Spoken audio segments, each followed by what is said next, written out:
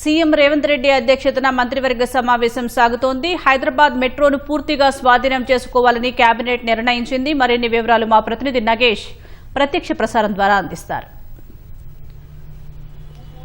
సుజాత, సుమారు 4 గంటలుగా రాష్ట్ర మంత్రివర్గ సమావేశం కొనసాగుతుంది. సచివాలయంలో ముఖ్యమంత్రి అధ్యక్షతన సాయంత్రం 4 గంటలకు ప్రారంభమైన మంత్రివర్గ సమావేశం ఇంకా కొనసాగుతుంది. వివిధ అంశాలపై చర్చిస్తుంది. ఇప్పటికే పలు కీలకమైన నిర్ణయాలు తీసుకుంది. ముఖ్యంగా హైదరాబాద్ మెట్రో రైలుకు సంబంధించి ఆ టేక్ ఓవర్ ప్రక్రియను మార్చి 31లోగా పూర్తి చేసేందుకు దానికి సంబంధించిన నిర్ణయాలు తీసుకుంది. ఎల్ఎన్టీ నుంచి పూర్తిగా స్వాధీనం చేసుకోవాలని, దానికి సంబంధించిన ప్రక్రియను అనుసరించాలని రాష్ట్ర మంత్రివర్గం నిర్ణయించింది. ఇప్పటికే దీనికి సంబంధించి ప్రాథమికంగా గతంలోనే నిర్ణయం తీసుకున్న కేబినెట్ దీనికి సంబంధించిన పూర్తి ప్రక్రియ కోసం కమిటీలు వేసింది. ఆ కమిటీలు ఇచ్చినటువంటి నివేదికలను ఈరోజు పరిశీలించిన అధ్యయనం చేసిన కేబినెట్ టేక్ ఓవర్ ప్రక్రియను పూర్తి చేసి ఆ మెట్రో మొదటి దశను పూర్తిగా స్వాధీనం చేసుకోవాలని నిర్ణయించింది. అయితే ఈ మొదటి దశ ప్రస్తుతం ఇప్పటివరకు ఎల్ఎన్టీ నిర్వహిస్తుంది. సుమారు 15,000 కోట్ల రూపాయలు ఎల్ఎన్టీకి చెల్లించాల్సి ఉంది రాష్ట్ర ప్రభుత్వం టేక్ ఓవర్ చేసుకోవడానికి.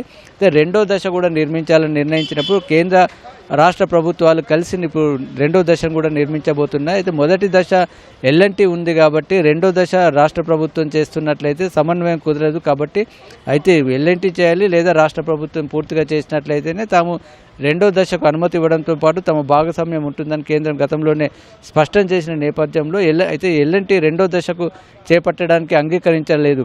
తమకు ఇప్పటికే నష్టాలున్నాయి కాబట్టి రెండో దశ చేపట్టలేం, మొదటి దశకు మాత్రమే పరిమితమవుతున్నామని ఎల్ఎన్టీ చెప్పిన నేపథ్యంలో పూర్తిగా ఎల్ఎన్టీని తప్పించి ఎల్ఎన్టీని చేస్తున్నటువంటి ఆ ప్రాజెక్టును పూర్తిగా టేక్ ఓవర్ చేసి ఆ రెండో దశ కూడా చేపట్టాలనే రాష్ట్ర ప్రభుత్వ ఆలోచన. దీనికి సంబంధించి గతంలోనే నిర్ణయాలు తీసుకున్నారు.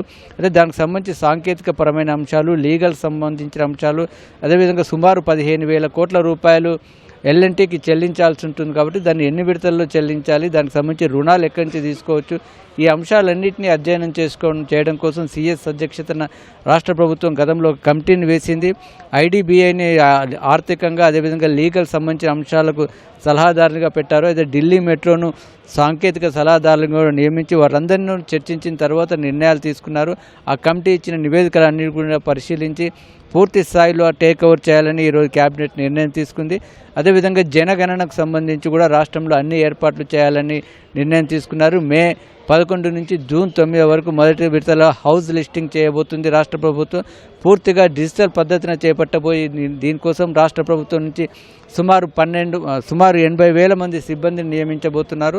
అందులో ఉన్నటువంటి ఏ ప్రశ్నలు అడుగుతారు, వాటిని ప్రజలకు ఏ విధంగా సిద్ధం చేయాలి, దానికి సంబంధించిన ఏర్పాట్లన్నీ కూడా వాటిపైన కూడా చర్చించి వాటన్నిటిని కూడా పూర్తి స్థాయిలో పకడ్బందీగా చేయాలని కూడా నిర్ణయించారు. ఈ మొదటి విడత ఈ ఏడాదిలో అయిపోయిన తర్వాత రెండో విడత వచ్చే ఏడాది ఉంది. అందులో జనగణనతో పాటు కులగణన కూడా చేయనున్నారు కాబట్టి వాటన్నిటికి సంబంధించి కూడా పకడ్బందీ ఏర్పాట్లు చేయాలని ప్రభుత్వం నిర్ణయం తీసుకుంది. ఇంకా సాగునీటికి సంబంధించిన అంశాలు, అదేవిధంగా ఇందిరమ్మ ఇల్లు, వీటితో పాటు ఇటీవల జరిగినటువంటి మున్సిపల్ ఎన్నికలు, త్వరలో జరగబోయే జిహెచ్ఎంసీ కానీ అదేవిధంగా జెడ్పీటీసీ, ఎంపీటీసీ వీటికి సంబంధించిన ఎన్నికలకు సంబంధించి కూడా ప్రాథమికంగా చర్చ జరుగుతున్నట్టుగా తెలుస్తుంది. మరొక అరగంట లేదా గంట పాటు ఇంకా కేబినెట్ సమావేశం జరిగే సూచనలు కనిపిస్తున్నాయి. సుజాత.